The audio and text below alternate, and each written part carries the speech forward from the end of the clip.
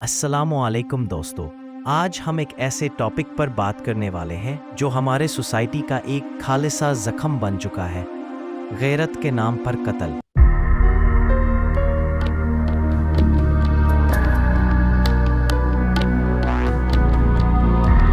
سوال یہ ہے، کیا اسلام اسے جائز سمجھتا ہے؟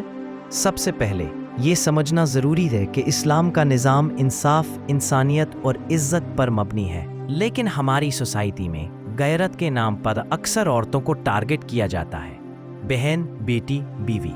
بس کسی الزام، شک یا عزت کے خوف کی وجہ سے ان کی جان لے لی جاتی ہے۔ سوال یہ ہے، کیا اسلام نے اس کا حکم دیا؟ جواب ہے، بالکل نہیں۔ اسلام کا قانون صرف اور صرف قاضی کے ذریعے، گواہوں کے ذریعے اور مکمل تحقیق کے بعد ہی سزا کا فیصلہ کرتا ہے۔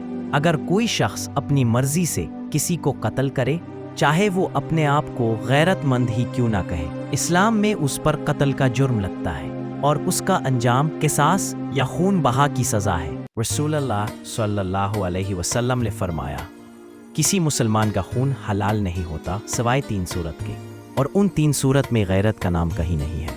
یعنی غیرت کے نام پر قتل نہ صرف اسلام کے خلاف ہے، بلکہ یہ نفسانی غصہ، جہالت اور قبائلی رواج کا حصہ ہے جو اسلام کے پیغام رحمت کو داغ لگاتا ہے۔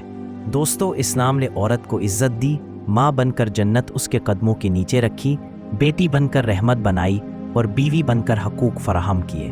غیرت کا مطلب کسی کی حفاظت کرنا ہے، نہ کہ اس کی جان لینا۔ قرآن میں عورت کا مقام بہت عزت اور احترام کا ہے۔ اللہ تعالیٰ نے قرآن میں بہت سی آیات میں عورت کو عزت، حقوق اور ذمہ داریاں دی ہیں اور ان کے ساتھ انصاف کا حکم دیا ہے۔ میں یہاں کچھ اہم ریفرنسز کے ساتھ بیان کر رہا ہوں۔ 1، عورت اور مرد کی برابری ایمان میں۔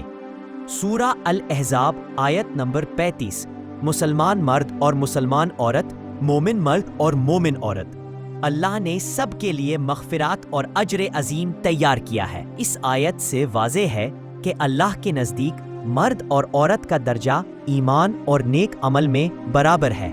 اس لیے اگر ہم صحیح معنوں میں اسلام کے فالوور ہیں تو ہمیں اپنے قانون اور دین دونوں کا احترام کرتے ہوئے ان جاہل رواجوں کا خاتمہ کرنا ہوگا۔